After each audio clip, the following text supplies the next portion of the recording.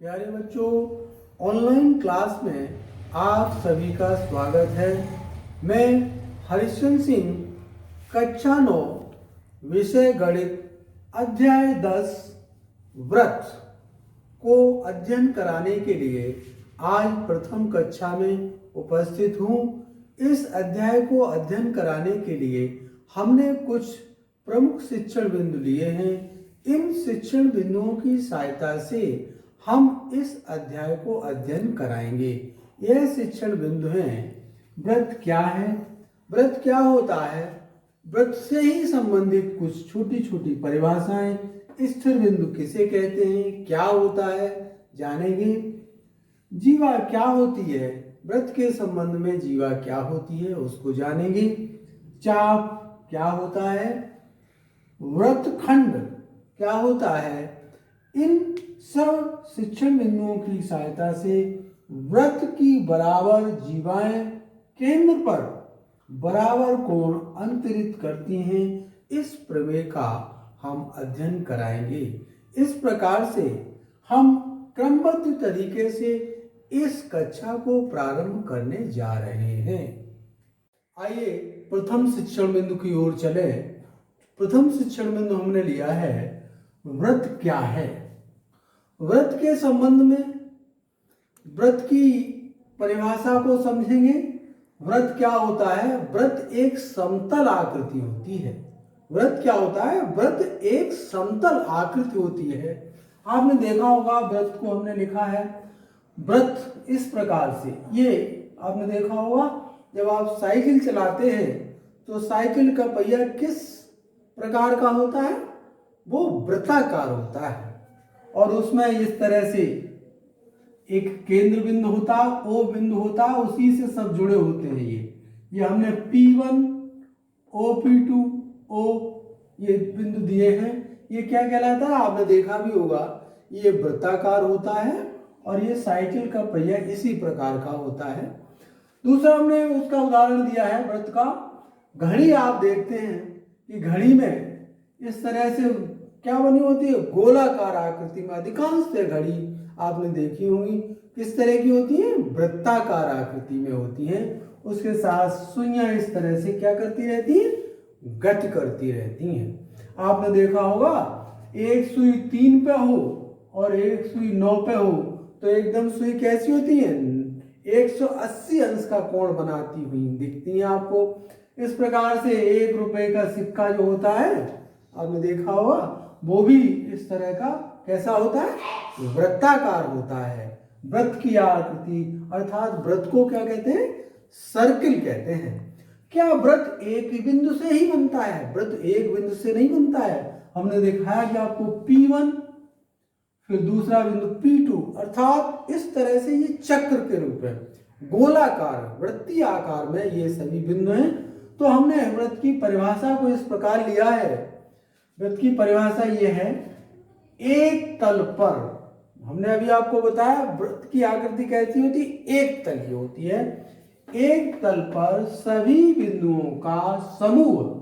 सभी बिंदु कौन से हमने दे, बिंदु है P1 P2 P3 P4 P5 P6 P7 P8 P9 P10। ये क्या है, इसके बिंदु हैं, बिंदुओं का समूह जो तल के एक स्थिर बिंदु O।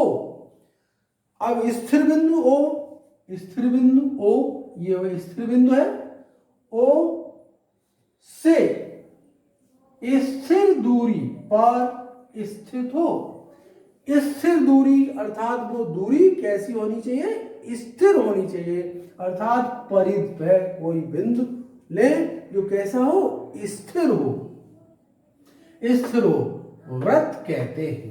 क्या कहते हैं, व्रत कहते हैं। अर्थात व्रत की परिभाषा, एक तल पर सभी बिंदुओं का समूह। ये बिंदु दिए हैं P1 से लेकर P10 तक, कैसे हो, जो तल के एक स्थिर बिंदु, तल का स्थिर बिंदु ये है, यहां से इनकी दूरी कैसी है, स्थिर है। इन दूरियों को न घटाया जा सकता है ना बढ़ाया जा सकता है।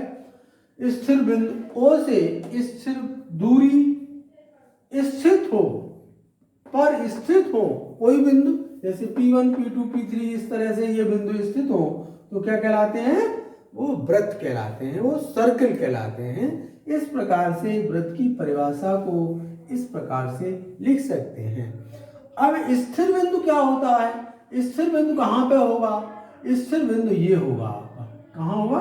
ये वाला स्थिर बिंदु। इस बिंदु को किसी भी दिशा में आगे पीछे नहीं किया जा सकता है, इसलिए इसको क्या कहते हैं? स्थिर बिंदु कहते हैं। स्थिर बिंदु क्या कहलाता है? स्थिर बिंदु का नाम क्या दिया है? देखो हमने यहाँ पर स्थिर बिंदु O दिया है। ये स्थिर बिंदु, ये है आपका वृत्त गोला, और इसका स्थिर बिंदु क्या है? O है। तो स्थिर बिंदु क्या कहलाता है? O एक स्थिर बिंदु जिसे, यह है स्थिर बिंदु जिसे वृत्त का केंद्र कहते हैं। जो बिंदु स्थिर होता है उस बिंदु को क्या कहते हैं? केंद्र कहते हैं। और केंद्र कहाँ होगा? केंद्र वृत्त के अंदर होगा, केंद्र वृत्त के अंदर होगा। अर्थात केंद्र को कैसे ज्ञात करते हैं? प्रकार की सहायता से उसकी नोक को पेज पर रखकर, सतह पर रखकर पेंसिल की सहायता से वृत्त की रचना करते हैं। इस प्रकार से अब वृत्त की रचना क्या ऐसी हो जाती है? तो वृत्त की रचना को लेने के लिए हम एक स्थिर दूरी लेते हैं, एक स्थिर दूरी लेते हैं, प्रकार में दूरी को भर लेते हैं। उस स्थिर दूरी को क्या कहते हैं? उस स्थिर दूरी को त्रिज्या कहते हैं। क्या कहते हैं प्यारे बच्चों? उस स्थिर दूरी को त्रिज्या कहते हैं। वो स्थिर दूरी कहां से कहां तक होगी? वो स्थिर दूरी वृत्त के केंद्र और परिधि पर लिया गया बिंदु, वो क्या कहलाती है? त्रिज्या कहलाती है। हमने परिभाषा को इस प्रकार से परिभाषित किया है, वृत्त के केंद्र O, ये वृत्त का केंद्र है, वृत्त के केंद्र O से परिधि, ये क्या कहलाती है? ये क्या कहलाती है? ये सब इसकी, ये बाहर जितना दिख रहा है आपको, ये इसकी परिधि कहलाती है। परिधि पर स्थित प्रत्येक बिंदु तक खींची गई स्थिर दूरी को वृत्त की त्रिज्या कहते हैं। ये सभी बिंदु क्या हैं? स्थिर बिंदु हैं। और वृत्त स्थिर दूरी, और ये क्या है? स्थिर दूरी है। इस स्थिर दूरी को त्रिज्या कहते हैं, जिसको रेडियस कहते हैं। इस प्रकार से त्रिज्या की परिभाषा क्या हुई? वृत्त के केंद्र O से परिधि पर स्थित प्रत्येक बिंदु तक की खींची गई स्थिर दूरी को वृत्त की परिधि कहते हैं। आगे बिंदु है जीवा। ये सभी वृत्त से संबंधित है। जीवा क्या होती है? इसे इंग्लिश में कॉर्ड्स कहते हैं। किसी वृत्त की परिधि को हमने परिभाषा बताया था आपसे। ये क्या है वृत्त की? ये चारों ओर, यदि कोई बच्चा इस गोले के चारों ओर दौड़ता है तो उसका अर्थ ये है कि उसकी ये परिधि के, गोले की परिधि पे दौड़ता है।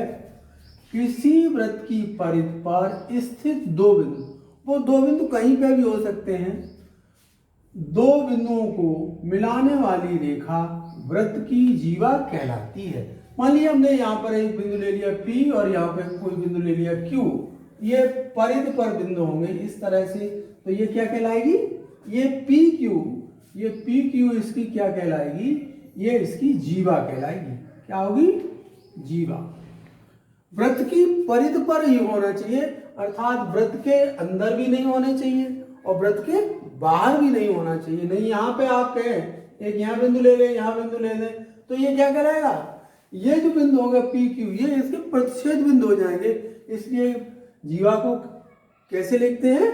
जीवा दो बिंदु होंगे, वो P और Q इस प्रकार से ले कि उनकी परिधि पर ये बिंदु स्थित होने चाहिए। तो इस प्रकार से जीवा को आप पहचान लेंगे, परिभाषित भी कर लेंगे। किसी वृत्त की परिधि पर स्थित दो बिंदुओं को मिलाने वाली रेखा वृत्त की जीवा कहलाती है। अब देखिए यहाँ ये इसका क्या कहलाता है? केंद्र बिंदु कहलाता है। ये जीवा जो है केंद्र बिंदु से नीचे है। अब हम ले रहे हैं जीवा को यहाँ से ले रहे हैं, P यहाँ मान के चले, ये P यहाँ है और Q यहाँ है। तो यहाँ से जब गुजार दे तो आप देखेंगे कि ये जो कहलाएगी POQ, ये क्या कहलाएगी, ये वृत्त की जीवा नहीं कहलाएगी, ये कहलाएगी वृत्त का व्यास। अर्थात इसको इस प्रकार से कह सकते हैं कि वृत्त की सबसे बड़ी जीवा, जैसे यहाँ पर हमने A बिंदु ले लें यहाँ पर, और यहाँ B बिंदु ले लें, और यहाँ से केंद्र से होकर यदि निकाल गुजरती है तो इसको कैसे कहेंगे, AOB। यह वृत्त का क्या है, व्यास है। अर्थात सबसे बड़ी जीवा, वृत्त की सबसे बड़ी जीवा का नाम क्या है, व्यास है। बच्चों याद रखना है कि वृत्त की सबसे बड़ी जीवा कौन सी होती है, व्यास कहलाती है। व्यास को हमने परिभाषित करने के लिए यह लिखा है, वह जीवा जो वृत्त के केंद्र से होकर जाती है, वह जीवा जो वृत्त के कहां से होती है, केंद्र से होकर जाती है, अर्थात O से होकर जाती है, व्यास कहते हैं। व्यास सबसे बड़ी जीवा होती है। वृत्त की जीवा सबसे बड़ी कौन सी होगी, जिसे क्या कहेंगे, व्यास कहेंगे। व्यास का सूत्र क्या होता है, व्यास बराबर 2 गुणित त्रिज्या। अर्थात त्रिज्या और व्यास में संबंध स्थापित करें तो व्यास त्रिज्या का कैसा होगा, 2 टाइम 2 गुना होगा। तो इस तरह से व्यास आप पहचान भी लेंगे और उसको समझ भी सकते हैं। अब अगली परिभाषा है चाप। चाप क्या होता है, प्रकार की सहायता से आपने देखा होगा जब किसी बिंदु का किसी रेखा का समद्विभाजन करते हैं तो आप एक चाप ऊपर लगाते हैं, चाप नीचे लगाते हैं। चाप लगाने का जो प्रोसेस है वो आपने देखा होगा, अर्धवृत्त लगाते हैं तो क्या कहलाते हैं, चाप कहलाते हैं। अर्धवृत्त बनता है वो चाप के आकार का बनता है। तो यहाँ पर किसी वृत्त की परिधि पर स्थित किन्हीं 2 बिंदुओं, मान लिया हमने 2 बिंदु ले लिए, P और ले लिया, एक ले लिया Q, P और Q 2 ले लिए, 2 भागों में इसको हम मिला दें, यहां पर हम मिला दें तो आप देखते हैं कि वृत्त के 2 भाग बन जाते हैं। एक भाग ये ऊपर वाला भाग और एक भाग नीचे वाला। अब यहां से आप नंबर 1 और नंबर 2 भागों में वृत्त डिवाइड हो गया, विभाजित हो गया, तो इसमें से प्रत्येक भाग एक चाप कहलाता है। क्या कहलाता है, नंबर 1 भी चाप कहलाएगा, नंबर 2 भी चाप कहलाएगा। हमने आपको पहले बताया था चाप अर्धवृत्ताकार होते हैं। तो अब आप यहां से परिभाषित करने के साथ साथ यहां समझ भी लीजिएगा कि एक भाग छोटा है और एक भाग बड़ा है। छोटा भाग क्या कहलाएगा, छोटा भाग कहलाएगा लघु चाप। क्या कहलाएगा, नंबर 1 लघु चाप, लघु चाप कहलाता है। लघु चाप का नाम क्या होगा, PQ। और इसको कैसे प्रदर्शित करते हैं, PQ और इसके ऊपर इस तरह से लगा देते हैं, ये कहलाएगा लघु चाप। अब ये बड़ा वाला ये है, इसके हमने एक बिंदु यहां पे मान लें R। तो नंबर 2 दीर्घ चाप, दीर्घ चाप। दीर्घ चाप का नाम कैसे लिखेंगे, PRQ, PRQ। और लिखते कैसे हैं, PRQ। और इसके R क्या है, यहां पे R हमने एक बिंदु लिया है, P और Q का मध्य बिंदु है R, जिसको हम PRQ कहते हैं। अर्थात चाप 2 प्रकार के, एक चाप होता है लघु चाप जिसे आप देख रहे हैं, ये छोटा सा चाप है, और एक होता है दीर्घ चाप जो बड़ा चाप है। आप चित्र के माध्यम से आप पहचान भी सकते हैं कि कौन सा लघु चाप होगा, कौन सा दीर्घ चाप होगा, इसको आप पहचान भी लेते हैं। अगला बिंदु है परिधि। परिधि क्या होती है, परिधि संपूर्ण वृत्त की लंबाई को परिधि कहते हैं। इसको परिमाप भी कह सकते हैं। यदि यहां से ये मान लीजिए वृत्त है, इसका केंद्र बिंदु ए है और इस बिंदु को यहां से कट कर दिया जाए, यहां से काट दिया जाए तो किस तरह का बन जाएगा, इस तरह से। तो इसको क्या कहेंगे, लंबाई के रूप में भी इसको नाप सकते हैं। अर्थात इसकी परिधि की परिभाषा है संपूर्ण वृत्त की लंबाई को परिधि या वृत्त का परिमाप कहते हैं। वृत्त की परिधि का जो सूत्र होगा वो सूत्र होगा pi into 2r। Pi into 2r का अर्थ क्या है? Pi into 2r। AOB अभी हमने बताया था, इसको क्या कहते हैं? इसको कहते हैं व्यास कहते हैं। व्यास को d से प्रदर्शित करें तो परिधि का सूत्र होगा पाई इंटू डी।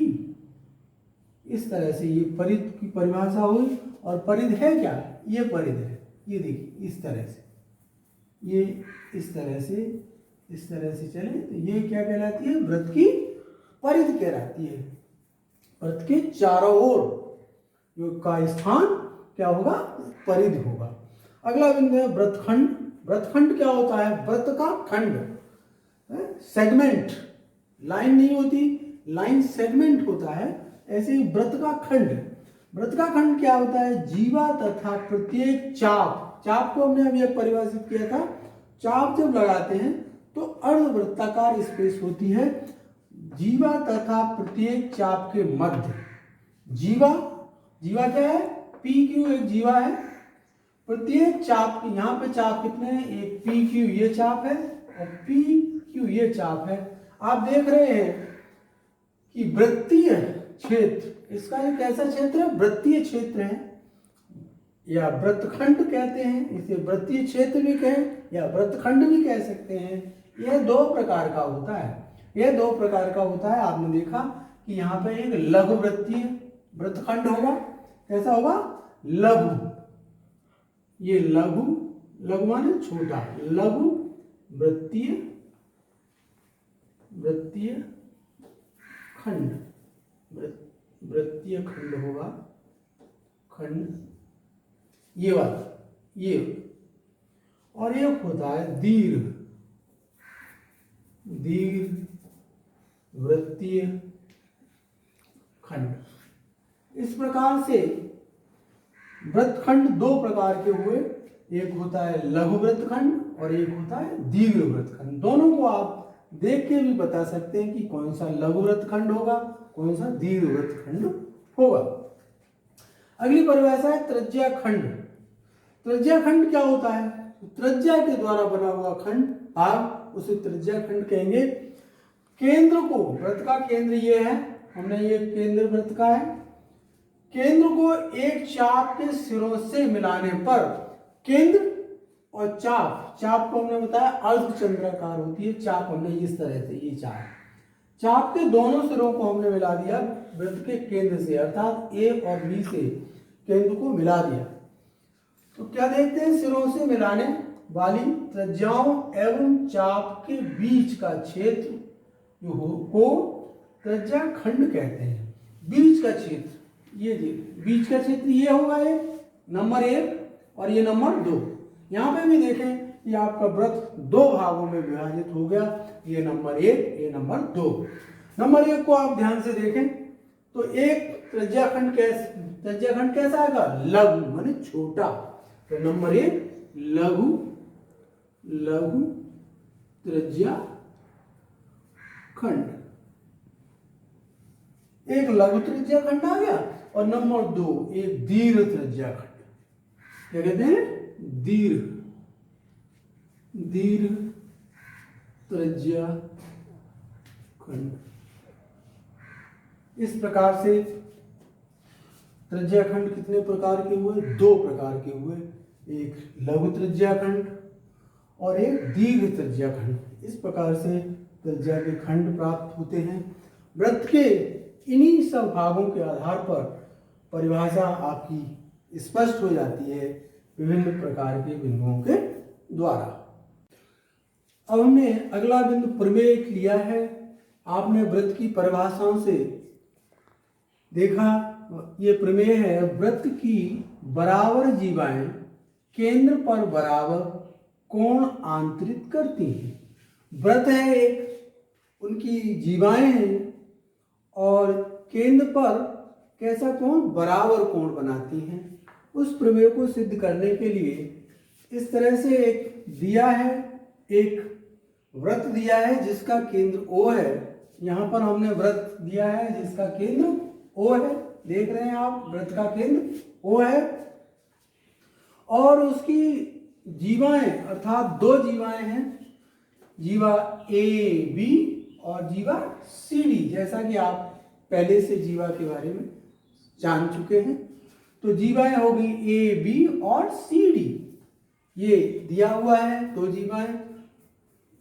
अब केंद्र पर जो जीवाएं हैं AB और CD, दो जीवाएं हैं, तो क्या करना है, हमें सिद्ध ये करना है कि AOB ये एंगल बनेगा, ये कोण बनेगा, ये होगा COD के बराबर होगा, ये बराबर कोण आंतरित करती है, ये हमें सिद्ध करना है। तो सिद्ध करने के लिए हम क्या करते हैं, हमने AOB और COD में त्रिभुज है AOB, ये त्रिभुज बना नंबर 1, नंबर 2 बना COD। दो त्रिभुजों में आप देखें कि क्या क्या चीजें इसमें बराबर हो आती हैं, तो उनको हम यहाँ पर देखेंगे। तो देखें कि हमने लिखा OA equal to OC, OA ये और OC, इसको क्या कहेंगे, OA और OC दोनों ही वृत्त की क्या है, त्रिज्याएं हैं, दोनों ही वृत्त की क्या है, त्रिज्याएं हैं। वृत्त में ये त्रिज्याएं कैसी हैं, एक दूसरे के बराबर हैं, अर्थात एक ही केंद्र से निकली हुई दोनों दूरियां हैं OA और OB, अर्थात OA इजिकल टू OD या OC, OA या OC सभी दूरियां कैसी हैं, बराबर हैं, चाहे OA ले लें, चाहे OD ले लें, चाहे OC ले लें। तो यहाँ पर हमने ये सिद्ध किया है OA equal to OC, OA equal to OC एक वृत्त की त्रिज्याएं हैं, दोनों ही क्या है, एक ही वृत्त की त्रिज्याएं हैं, इसलिए ये दोनों आपस में कैसी होंगी, बराबर होंगी। दूसरा बिंदु लिया है OB equal to OD, OB equal to OD, इनको आप बता सकते हैं ये क्या है, ये भी वृत्त की क्या है, त्रिज्याएं हैं, अर्थात OB इजिकल टू OD आपस में कैसी होंगी त्रिज्याएं, वृत्त में दोनों OB ले की और OD की दूरी कैसी होगी, आपस में बराबर होगी, क्योंकि वृत्त की त्रिज्याएं हैं। तो यहाँ पर OB इजिकल टू OD लिखा, वृत्त की त्रिज्याएं हैं। अब AB इजिकल टू क्या होगा, CD, AB equal to CD, ये कैसे होगा, ये AB इजिकल टू CD इसलिए होगा क्योंकि एक ही वृत्त की बराबर जीवाएं हैं, केंद्र से उनकी दूरियां कैसी हैं, बराबर हैं, और एक ही वृत्त में चूंकि दोनों जीवाएं बनी हुई हैं, इसलिए केंद्र से उनकी दूरियां भी समान हैं, अर्थात यहाँ पे AB इजिकल टू CD होगा।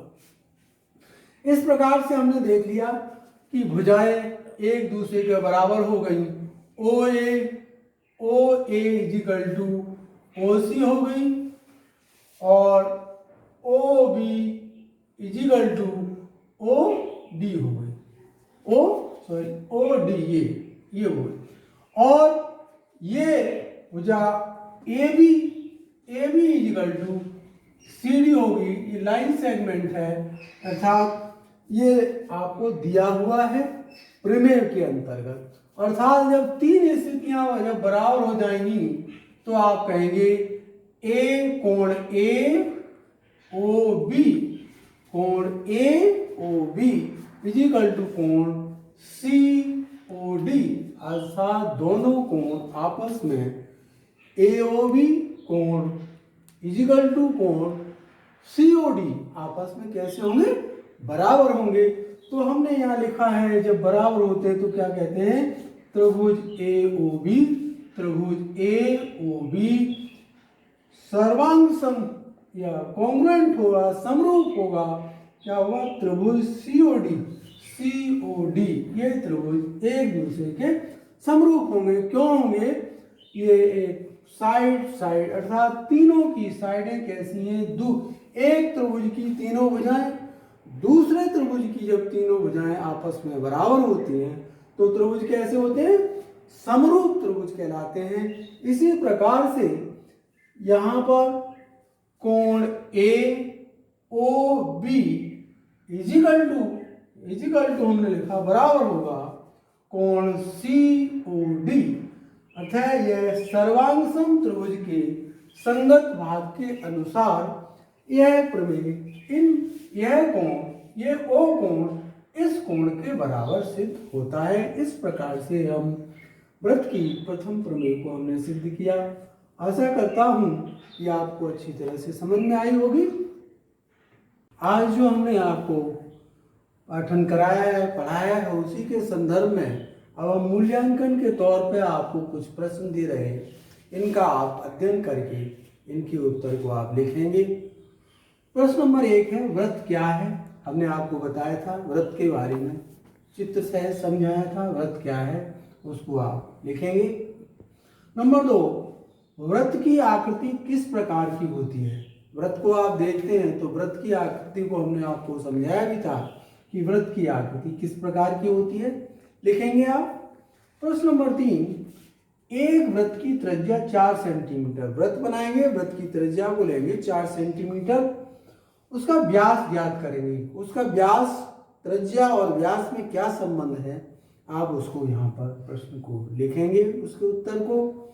प्रश्न नंबर 4 है, व्रत की सबसे बड़ी जीवा को क्या कहते हैं। व्रत की सबसे बड़ी जीवा क्या होती है, उसको आप चित्र बनाएंगे और चित्र के माध्यम से हमने समझाया भी था, आप भी उसको समझने की कोशिश करेंगे।